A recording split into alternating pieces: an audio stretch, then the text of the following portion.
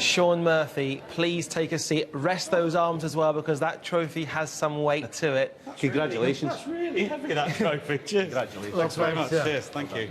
Absolutely first class. Thank you. Shaun, I've got to ask, you were sat there in that seat this time last Sunday, and we said to you, in fact, Jimmy said to you, what does success look like? And you said, if I do not lift the trophy, I consider that a failure. You've done exactly what you came to do. What does that mean to you? Yeah, I would like to say that I do say that every week, and it never works out. So I was just probably lucky this week. But, you know, you've got to come with the goal of winning it. You know, if you're not thinking of winning the tournament, then don't come, like, you know. So, you know, I was never going to sit here and say, oh, you know, I'll be happy with a quarter-final or a semi-final, and I wouldn't have been. And I think you can see that. Like, you can see how gutted Kyron was at the end. Like, it's not about turning out and putting a good performance in. He's desperate to win, as was I, and I'm over the moon. I can't believe it. I'm as shocked as everyone else. So to give Jean Murphy the perfect present of a 147, you've doubled up, and now she's got a crystal trophy as well. Bless her. I feel really bad for my mum, because she had a cataract operation the other day, so she's been watching the snooker just through the one eye, like, you know, so I feel really bad for her. But I tried that for the last 10 years of my career. It didn't work. you had to earn that the hard way. Dare I say, as I was alluding to the guys, the tournament, it's felt that you've been somewhat untested, and then today Kyron put it on you, and boy, did you stand strong. yeah, but you know, it didn't feel great. After the last interval, you know, I spent a lot of time in my chair. I didn't feel like I did a great deal wrong, to be totally honest. It wasn't like I kept, you know, I was in the balls and kept missing. It was just, it was awkward, and then he you know, my old manager used to call it dead man syndrome, where you just play like you've got nothing to lose at all, and they all start going in. That's what generally happens, and that's how it felt, you know. So I knew I would get my chance, and I think sometimes you've just got to stay resolute. Sorry, Raji, how huge was frame 4 looking back at the 65? Yeah, totally massive. I mean, you know, you look at the match and think, well, after the first session, you know, I was 6-2 up. And in the end, he nearly caught me, he nearly got level. And you think about little twists and turns like that, that fourth frame was, yeah, as you say, it was huge, massive. But, by the way, he played fantastic from start to finish. The whole tournament was a complete joy to watch. Thank you. You know, the cubal control, the maximum, everything. But you come in here, your first match with Wilson, you was 4-0 up, played fantastic. And then it went 4-3. And you said in here, because we were talking about winning tournaments, you said you got under pressure. You thought you felt a bit under pressure. And then on your matches, especially in the final, you seemed to stay down even more on the shot. Was that a conscious thing to live what was going on? Totally. You know, it's very easy to get distracted out there. It's very easy to start worrying about where the cue ball's going, what's happening over here. You know, I would be a bit of a tinkerer with my technique. I'd always be trying a different grip or a different action or a different bridge length or so. So to give myself something just to focus on doing that, and it has so many added benefits staying down till the ball's gone in.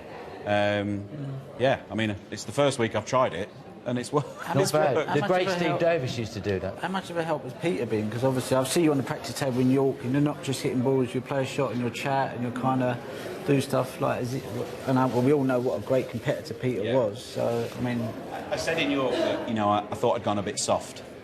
And that was, you know, that was through chats with Peter. You know, Peter was an extremely determined competitor.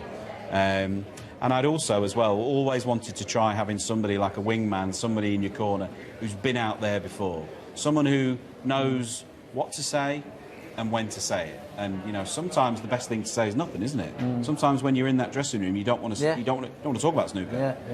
And it takes somebody who's been out there, put the suit on, put the dicky bow on, gone to war, because that's what it is.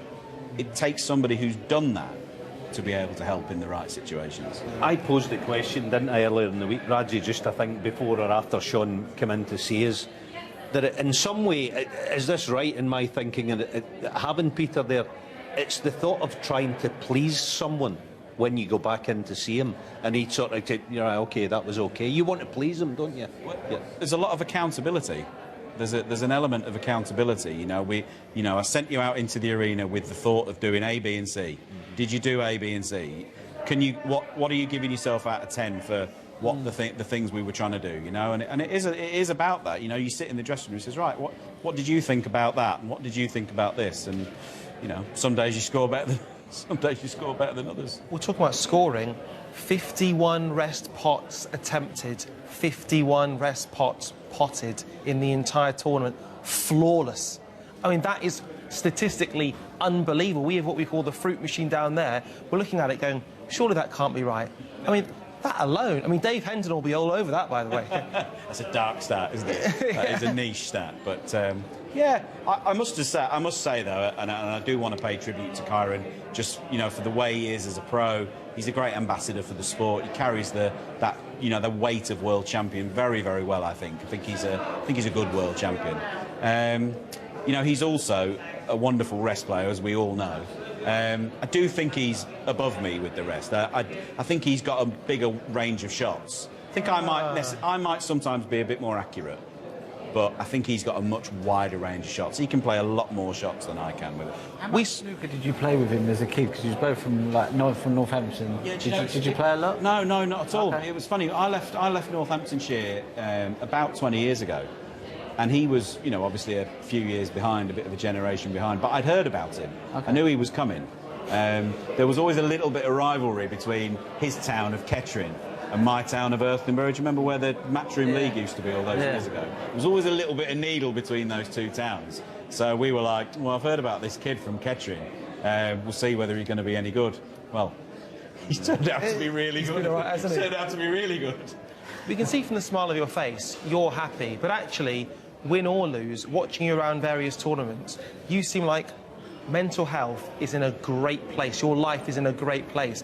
We had a conversation with Ronnie and Mark Selby, really honest, vulnerable conversation. I just wonder where you are in your head, because it almost seems happy Shaun Murphy, brilliant on the table. Yeah, I'm not sure it's just as straightforward as that. I think you know, that saying's very true. I think everyone's fighting a battle that you know nothing about. A lot of these battles are very much unseen, and I think throughout my career I might have given off the impression that all's okay. But actually, you know, we've all got things going on in our life. We've all got troubles. We've all got stresses. We're all going through something that people don't know about. And you know, it's you know, you've got to have good people around you. You've got to get help where you need it. You've got to have that support. It's very hard doing everything on your own, isn't it? I remember I remember sat a few years ago in the COVID times in a hotel in Milton Keynes. We were all there for about 5 or 6 weeks, and it wasn't a nice time, was it? That was dark. You know, for everyone. You know, granted, obviously. So you've just got to keep on it, and good times roll again, don't they?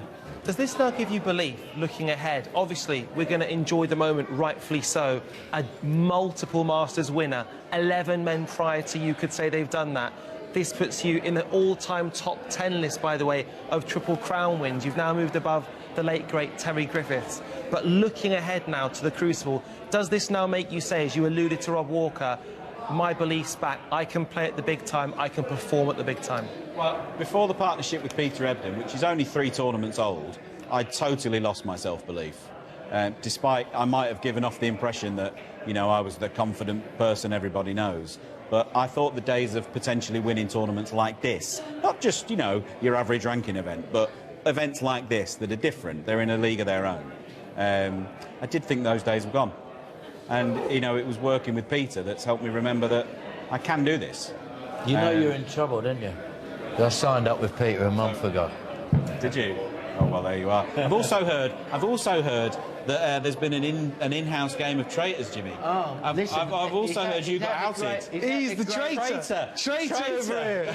Is that the game ever or what? We've had so much fun. He pretended he didn't even know what it was. Yeah. He's absolutely done it. Old chestnut. The And world. the lies. You don't worry about the wind. You also don't worry about where the next snooker tournament's coming from, by the way, because right here on Eurosport is the short answer.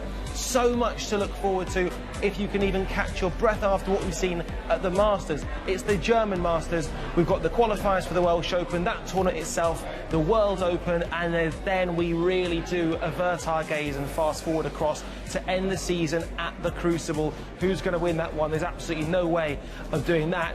And just a quick reminder as well that the Australian Open continues. It's at day 9 right here. We call TNT Discovery Plus, the home of snooker, the home of winter sport. But as for us here, right inside Ali Pali, it's all about the crystal, it's all about the Paul Hunter Trophy, it's all about Shaun Murphy doing the absolute business. He's produced magic all week. He is our Masters 2025 winner. Thanks to Ronnie, thanks to Jim, thanks to Alan, and thank you if you've been watching. But the final word goes to Shaun Murphy. Congratulations to an awesome snooker player. Hi, I'm Ronnie O'Sullivan and welcome to Eurosport Snooker on YouTube. Click here to subscribe to Eurosport Snooker.